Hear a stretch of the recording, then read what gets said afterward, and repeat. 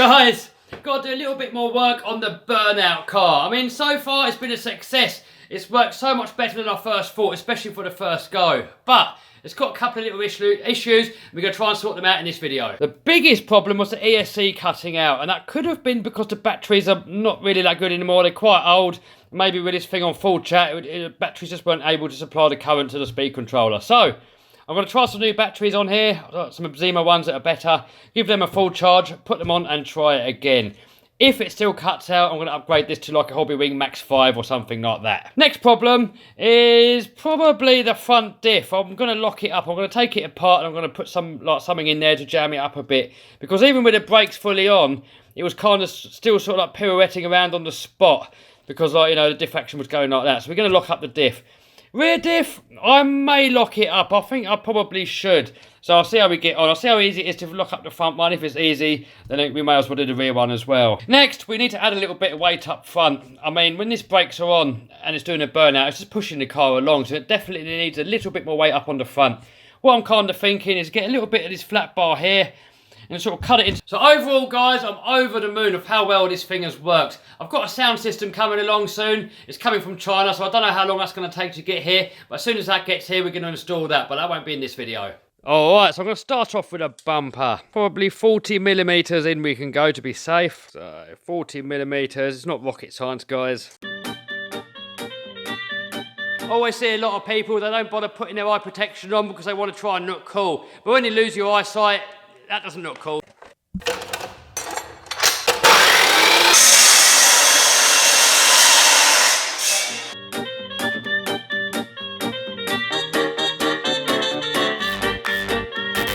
Alright, so next we've got to drill the holes. Now I don't want to get this too close to the shocks, you want a little bit of clearance there. So that's right to the front of the bumper there, clearance of the shock there. Some of you tool guys are probably going to cringe, but this is always how I used to mark my metal. Then I've got another one of these top plate things here with the hole centres. So all I've got to do now is place this on top.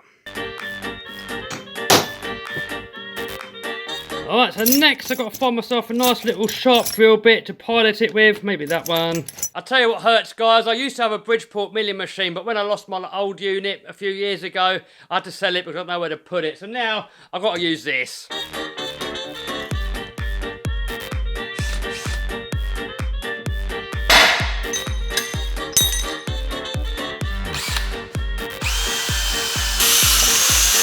So now all I've got to do, I can use this one here as a template to mark out the other ones.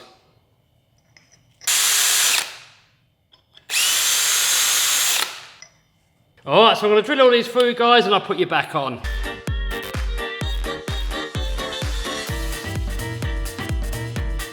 Alright, so next we've got to open out the holes. So these body posts here, they're around about 5mm. So 6.5, we've got 1.5mm play there, perfect.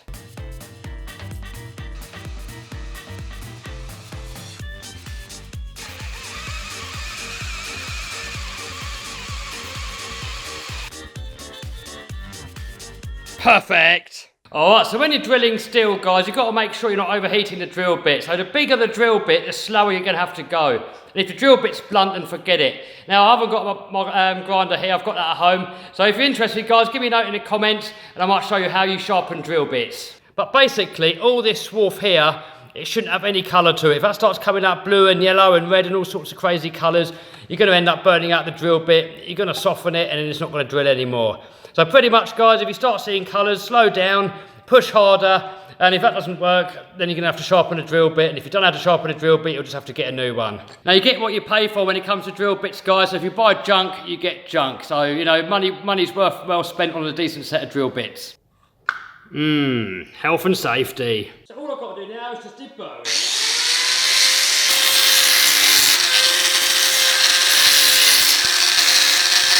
Another slight problem that I've got going on here is even though I moved this bar to stop it hitting the brake disc, this still touches the brake disc on full lock. So I think I'm just going to shave a little bit off of that disc, maybe a little bit off of that arm. If it still hits, maybe just put a little dab of hot glue just on that bit there, just to limit the travel. But no idea if it's going to work or not, guys, but I'm going to try it this way first.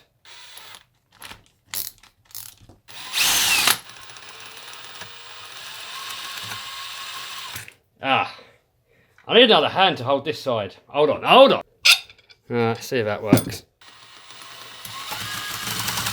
Oh, that works too good.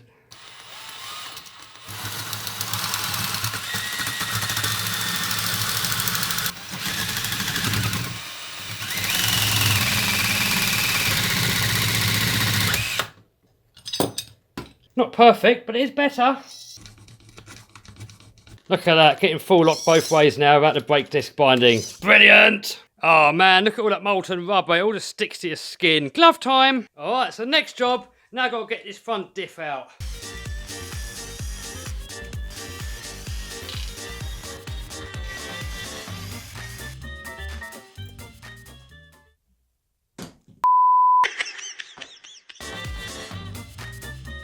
Alright, so I've got to remember that the diff goes onto this side here. Because if you put it back in the wrong way around, then... well, it actually doesn't really matter because it's only two-wheel drive now. But if it was four-wheel drive, then it would matter because it would drive the other way around then. Alright, so here's what we want to do is we want to put some stuff in there just to get less diff action out of it. Alright, so first things first, I've just got to get all this old grease out of here first. Or most of it anyway. Alright, so next, I've got these silicone ear plugs. Pretty much all you got to do, just wedge it in there.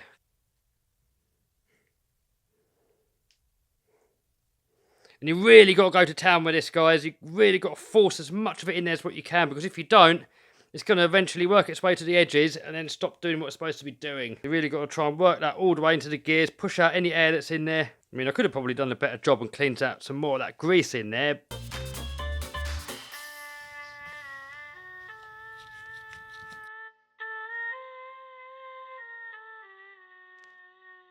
Yep, that's tight, guys. Alright, let's put it back in. So looking at the design of these diffs, they don't look too bad actually. They do look fairly heavy duty, so they might last. I'm not going to bother with any grease in that one. This one's not really doing much anyway.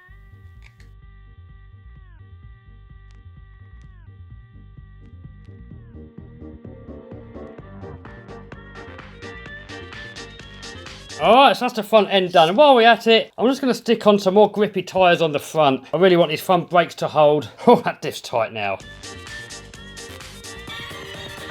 Look at that, guys. That diff is tight. Alright, so I'm going to do the same to the rear diff, but I'm going to do it off camera, guys, because it's just the same again as what the front was. Alright, so I've just taken out the rear diff, and the condition of it looks perfect. It seems to be taking the power really, really well, and I'm actually quite surprised. All I'm going to do, I'm going to do the same as I've done to the front diff, then we're going to chuck a bit of extra grease in there just to make sure. And by the way, guys, you can buy diff lock kits, because if you buy the drift version of this, it actually comes with a lock diff anyway. But I was impatient, I wanted to do it now. But anyway, that is near enough locked it up, look at that.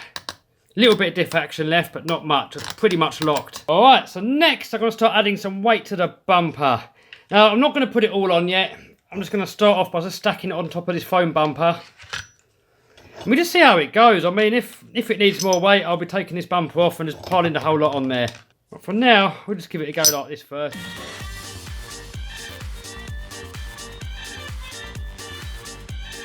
Alright, looking good. That's got a lot of weight there, guys. Alright, let's get a battery, get it in there and see if it rips a burnout then. Alright, so I've just put a few spaces underneath these front shocks, so we've got suspension again, but before that was just decked out on the floor. I want to try these batteries here. They're not fully charged, 71%, so that should be enough to let us know at least if it's going to be the batteries or the speed controller that's making it cut out. I'm hoping it's going to work now. I don't really want to put max 5 in there. It does look a bit overkill, but if that's what it needs, then that's what it gets.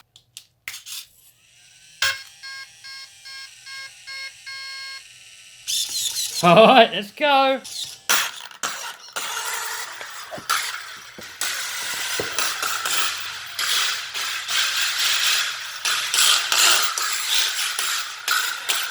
Alright, front brake's on. Oh! I'm still moving it, but...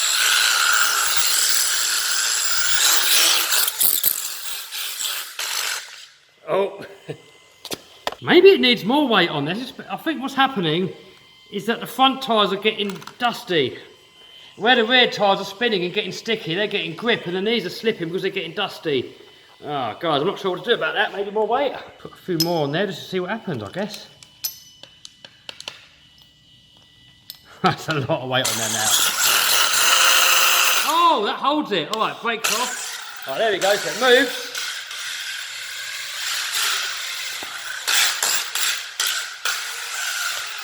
Brakes on. Oh, it still gets grip though.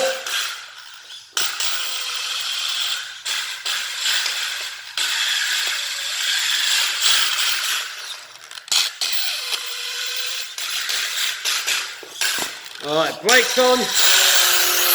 Oh, and it's still, I think it is getting grip, guys. The minute these heat up, it's getting grip.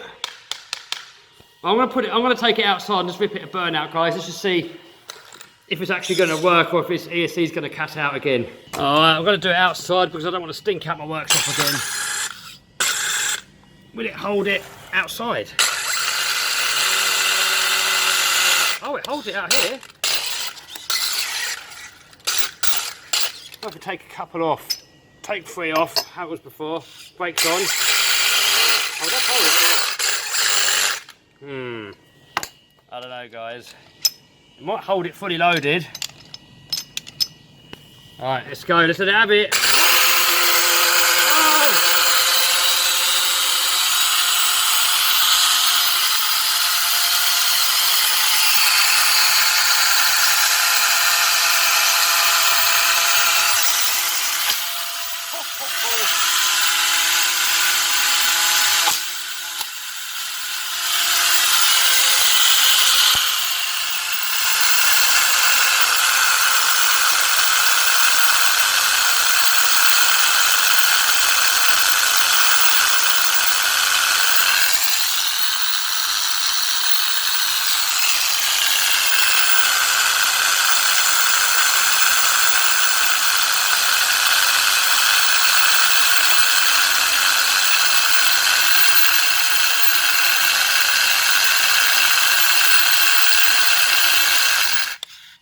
Brakes off. Oh, it's working, guys. Guys, that actually worked a treat. I mean, indoors in the workshop here, I mean, this floor is quite slippery. So I think what was happening is as the wheel was spinning, it was picking up grip when they were heating up. And then the front tyres were picking up all the dust and it was just sliding. But outside on the rougher surface, it was working perfectly. And the ESC didn't even cut out. And the motor's not even hot, the motor's cold. I mean, that's been letting it rip for good, I don't know how long. I mean, that was on for a while and it's cold. Look, I can touch it. The wires are cold, the ESC's cold. So guys, it's a success, guys. Oh, guys, check out all the mess on here. So that is a project pretty much done, I think. I mean, I've still got the sound system coming. I've still got to tidy it up a little bit. And there's going to be a few more videos coming up from time to time with different body shells. You know, I want to get a Holden body. I don't know where from in the UK. I'm probably going to have to get it from Aussie. So I want to try a couple of Dodge bodies. I know there's a bit of a competition going on. Who does better Burnout, America or Aussie? So we'll find out. We'll see who does the better RC version. All right, guys. Hope you liked this video. If you did, give us a thumbs up, subscribe, smash the bell button so notified. See you soon. Bye.